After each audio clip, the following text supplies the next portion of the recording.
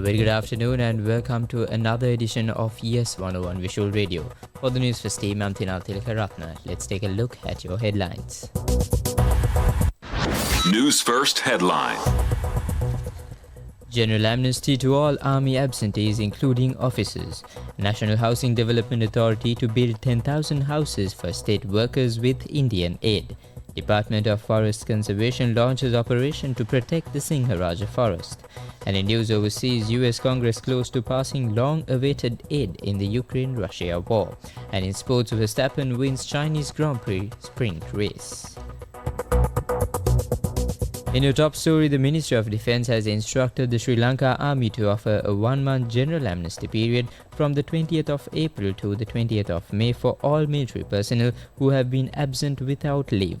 However, the ministry clarifies that this amnesty does not apply to commissioned officers who are absent without leave. It is only valid for the other ranks who deserted their position on or before the 31st of 2023 December. This amnesty allows them to be officially discharged from their duties.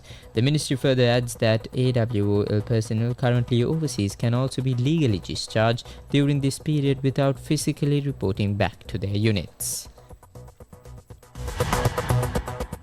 In more news, the National Housing Development Authority announces the commencement of construction for 10,000 houses for state workers funded with Indian financial aid.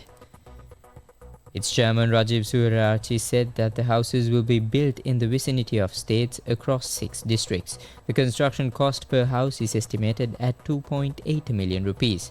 Divisional secretaries and the state administrations will collaborate to identify eligible beneficiaries. The National Housing Development Authority will oversee the construction process. He adds that the project aims to complete the construction of all 10,000 houses within 2 years. In more local news, the Department of Forest Conservation has launched a special 3-day operation in the Sinharaja forest. Forest Conservation General Nishant Singh initiated the operation based on intelligence suggesting forest destruction and smuggling activities. Over 100 forest conservation officers will be deployed to conduct comprehensive inspections throughout the forest. Singh emphasized the urgency of this operation to safeguard the Sinharaja, a World Heritage Site. Up next is international news. International news.